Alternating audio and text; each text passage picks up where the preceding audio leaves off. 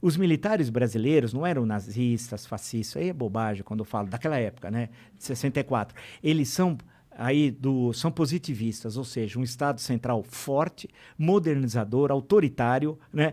E vem Mas eles são patriotas. Sim, naquele Eles momento, estão sim. pelo bem do que eles acreditavam. Não tem nada a ver com o Bolsonaro. O Bolsonaro é traidor da pátria, né? Ele é ok, traidor. ok. Ele se ajoelha pro imperialismo americano. Você imagina? Ele se ajoelha pra quem salvar os filhos dele. Ele não faz uma coisa. Aí os militares, você tem um programa naquele momento de nacionalismo, de industrialização rápida, de inserção no Brasil no mundo, do Brasil ser uma potência no hemisfério sul, potência militar no hemisfério sul, vem até a história da bomba atômica, né?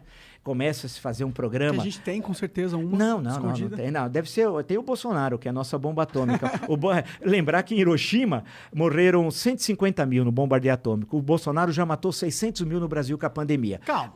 Só para ver, ele é 4 vezes. Mil, vai. Não, mas já estamos chegando a 600 Não, mil. eu sei, mas dá pra pôr tudo na conta do Bolsonaro. Não, você poderia, diz os especialistas, que de cada 5, se você tivesse tomado as medidas adequadas, você salvaria 4 tal, né? Você teria condições pelas estatísticas eu entendo, mundiais. Mas é que tem que tomar cuidado, porque, tipo, a pandemia é um fenômeno natural, que tem de ser tratado cientificamente. Que, tipo, um ser humano não é também a causa de tudo da parada. Eu acho que é importante dar esse fato para não parecer que a gente tá batendo no Bolsonaro só por bater, tá ligado? Não, eu tô batendo porque ele é incapaz, é incompetente, é reacionário, é traidor da pátria, é chefe de quadrilha, só isso, é uma forma para homenageá-lo. E ele é tudo isso. Porque mas foi 600 mil pessoas que morreram por causa dele. Mas se você for pegar ação concreta, né, quando você... Ele continua conspirando contra a vacina. Nessa matéria de hoje, ele tá conspirando contra a vacina. Bom, quer dizer, é inacreditável. No discurso internacional que ele fez na ONU, ele falou a favor da vacina. Não, mas também falou do Tratikov. O Tratikov é um dos maiores crimes cometidos no Brasil. Que é isso? O Tratikov é o tratamento precoce. O tratamento precoce. E eles inventaram em Manaus... Mas isso está sendo discutido bastante nos Estados Unidos também. Não, mas isso é de pessoal da extrema... Tem de lembrar que os Estados Unidos é chamar Terra da Liberdade peronomútil, né? Então, se você vê lá que tem a Ku Klux Klan, a supremacia branca, que, por sinal, o Bolsonaro trouxe para o Brasil o número 88 daquele clube de tiro... Vejam hoje, tá lá no UOL, aquele 80, eu já sabia que já tinha me contado essa história, eu só não falei, mas saiu agora no UOL, tudo bem, eu vou dizer. 88 é a supremacia branca, é 2 vezes a letra H, de Heil Hitler. Entendi. É isso. É o número 8. Ou seja, eles trouxeram isso para o Brasil e está o Eduardo Bolsonaro com isso. E é supremacia. Então, pensar que Estados Unidos é aquela lembrança, dos pais fundadores ali, eu estou me referindo ao processo da independência, a democracia, depois... Você tem que lembrar que a emenda 13 da Constituição Americana não aboliu a escravidão, hein? Leia, inclusive, a luta até hoje da Angela Davis, leia a continuidade da 13ª emenda. Então, é um negócio complicado, mas que é uma referência em debates políticos para nós, claro que tem coisas fantásticas lá, em termos da cultura, grandes escritores, filmes, não mas é necessário tomar cuidado das coisas que vêm. Eles não são também o arauto da moralidade mundial. Da moralidade também, tem casos lá de terrível corrupção e tal, mas tem coisas extremamente legais, bacanas e tal. Agora, e que nós somos aqui tributários, né? Basta ver a influência dos anos 60 lá aqui no Brasil. Esse por aí vai. mesmo aqui é totalmente baseado na cultura americana. Não, e você pega, outro dia eu estava falando até estava no Jornal da Cultura, só um parênteses, aí tinha um senhor lá, e eu me lembrei de um filme chamado Easy Rider, que aqui chamou Sem Destino, né? Que é um clássico, né? Com o Peter Fonda, o Dennis Hopper e o Jack Nicholson, que provavelmente é o primeiro filme que rouba a cena. E aí você vê o que é os Estados Unidos, porque eles estão fazendo, porque os Estados Unidos foi do leste para o oeste, né? Veio do Atlântico para o Pacífico, processo de ocupação territorial. E no filme é o contrário, eles querem passar o carnaval em New Orleans, então eles estão vindo da Califórnia, porque a Califórnia é um outro mundo nos Estados Unidos.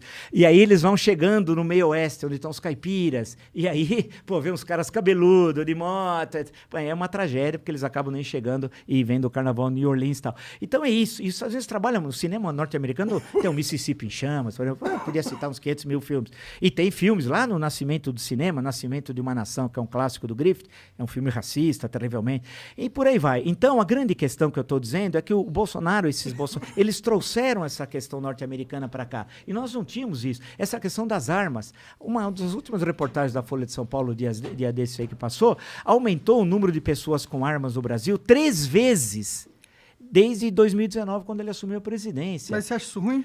Acho, claro que sim. Isso aí é Estados Unidos, que tem aqueles malucos que entram na escola, fuzilam, matam não sei quem. Mas isso pra não que é o cara vai sintoma pequeno de uma parada? Eu não sei se concordo com você nesse sentido. Você imagina 6 armas, você ter 6 armas. Aqui ele fez um carro decreto. não é uma arma. Você imagina o seguinte, por que o cara precisa de 6 armas? Primeiro, com que dinheiro? O cara hoje não tem dinheiro para comprar arroz, feijão e carne. Quem é que vai comprar 6 armas? Né? Isso vai tudo pro crime organizado, no fundo. Né? Quem vai armar? Mais ou né? menos. Eu não, vai 6 tudo. armas. Vai tudo pro crime organizado. Quem vai ficar com essas armas? É que o crime organizado final... não tem problema de conseguir arma, tá ligado? Sim, ele pode conseguir, as nossas fronteiras são crime, despoliciadas. Afinal, tá mas ele não pode até. comprar legalmente Mas ele paradas. pode até, se o quiser, se assim o desejar, você veja a facilidade de conseguir ter isso. Então, Mas será que o Estado não está sendo meio babá e não permitir o ser humano ter uma arma? Não, o Estado precisa ter segurança pública, algo que o Bolsonaro nem quer, porque o Bolsonaro é criminoso. Ele é aliado de miliciano. Mas esquece o Bolsonaro. Vamos pensar em liberdades individuais aqui. Liberdade não é ter uma arma. Isso daí é uma leitura da extrema-direita norte-americana. E sabe por quê? Isso está na Constituição dos Estados Unidos, mas tem que entender 1776, o que era ter arma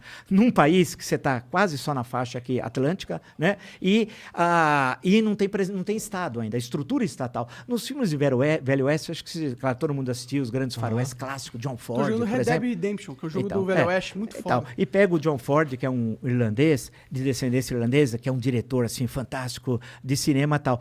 Você sempre vê o quê? Chega a família, chega o missionário, vai ocupando aquelas áreas, vem a carroça, sempre assim.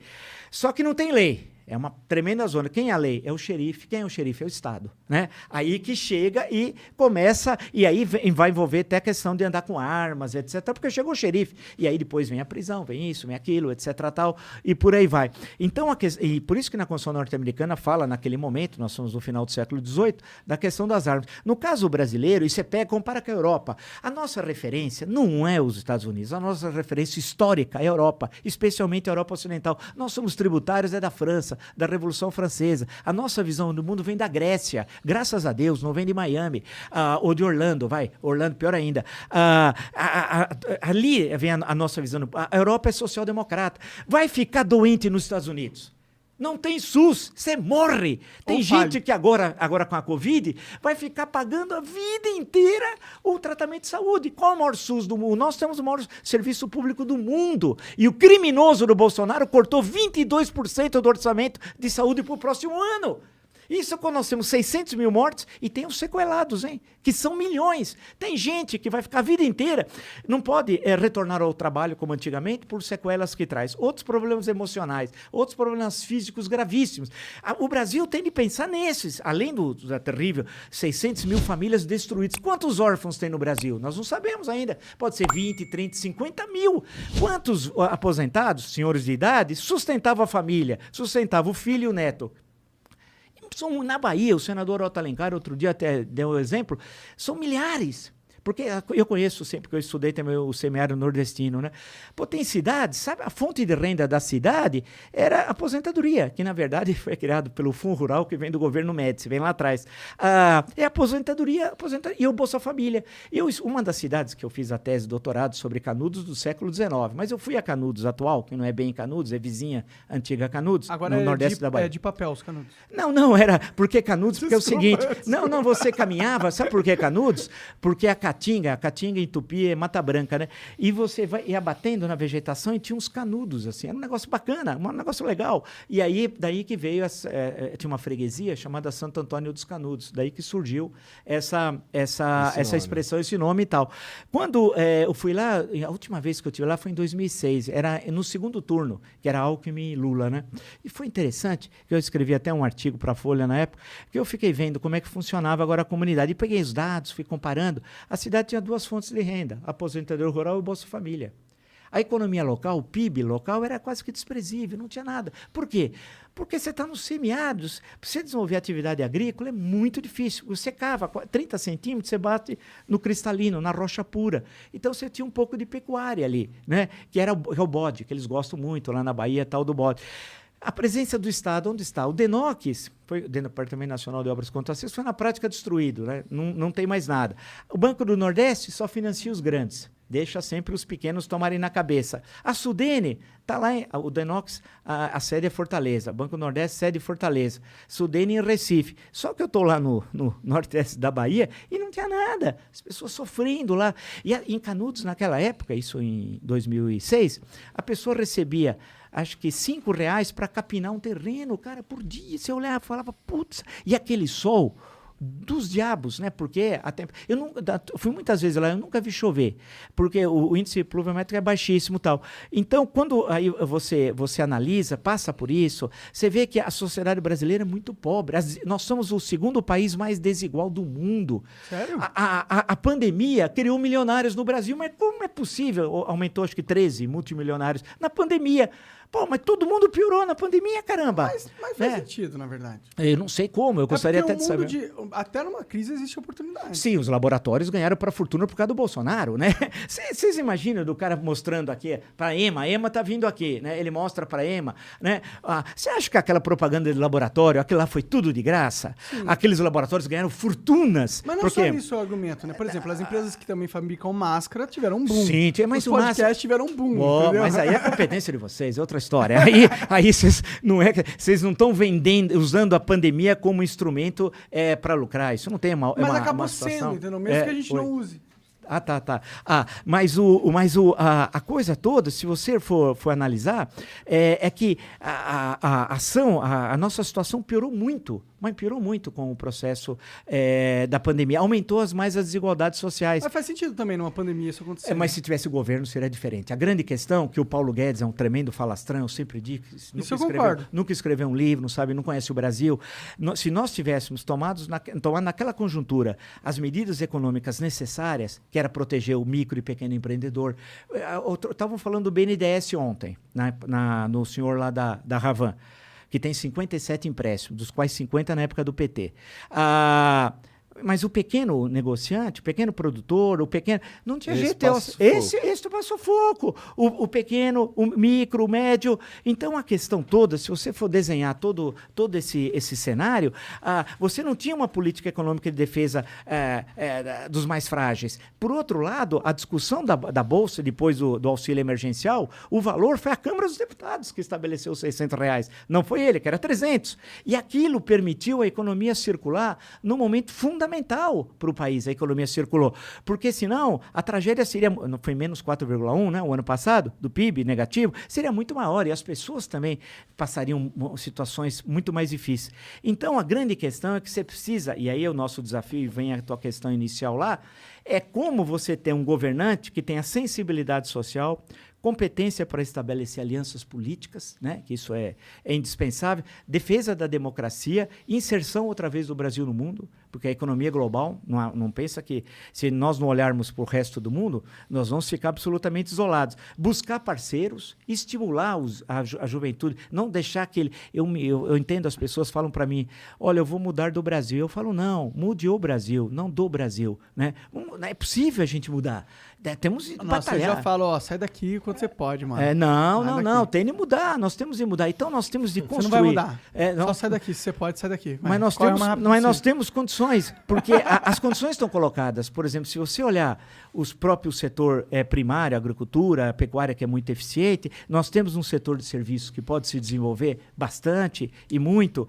Precisamos recriar o setor industrial. O potencial a gente tem. Com certeza. O potencial a gente tem pra caralho. E o setor industrial, você imagina o seguinte... Que precisa ter mas precisa ter plano, precisa ter projeto. Esse governo, isso por exemplo, não tem. tem. O Brasil não tem plano. Você olha pro futuro do país, você só vê desgraça. Então você... A gente vê no nosso horizonte próximo aí um Bolsonaro versus Lula. Isso é aterrorizante. Isso é aterrorizante. Agora, precisa ver...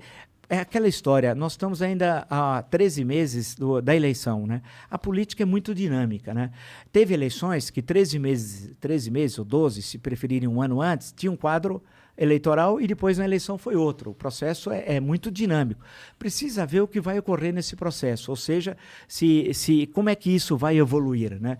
Precisa ver se o Bolsonaro fica até o final do mandato. Ninguém sabe se vai ter impeachment, se ele pode até renunciar, ninguém sabe novas denúncias. Não, os dois cenários é provável, na minha opinião. Tá em aberto. A CPI da pandemia vai apresentar agora dia 20 de outubro o seu relatório. Esse relatório vai para o Tribunal Penal Internacional de Haia, porque tem crimes de lesa humanidade que foram cometidos aqui no Brasil. Então, precisa ver novas denúncias de corrupção. Acontece, tem muitas variáveis que a gente não domina. Por outro lado, é claro, o Lula hoje é o candidato mais forte, as pesquisas que saem quase semanalmente de vários institutos apresentam isso. Precisa ver se até lá, até outubro do ano que vem, no primeiro domingo, quando vai ter o primeiro turno, isso vai se manter. E tem muitos candidatos da chamada terceira via, etc. tal, que se apresentaram aí, que pode ser também alternativas, né? O que você hoje vê como uma possível Agora, alternativa? tem 3, 4, por exemplo, tem o Ciro Gomes, que esteve aqui, né? Tem o João Dória, que esteve aqui, que são esses de todos de terceira via, a princípio, são os que têm mais viabilidade. Porque os outros são boa gente, Simone Tebet, que é o próprio João Amoedo, mas é difícil encabeçar, pode ser vice. E o Sérgio Moro, você acha que Mandetta. Simone Tebet, Sérgio Moro. O Sérgio Moro, ele está no Brasil agora, deve estar voltando aos Estados Unidos, veio para cá essa semana. Chega aí para conversar com nós. A questão é essa, se ele vai... ele tem opção, ou pode ser senador pelo Paraná, que é uma possibilidade grande. Se ele fosse para ser alguma coisa, tinha que ser presidente. Pelo tamanho dele, ser vice... pela projeção que ele teve, acho que não seria o mais adequado a princípio, né? Pensando... ele ia ser traído de novo se ele fosse vice. Ele teria de ser... agora, sendo candidato, uma coisa é ser juiz.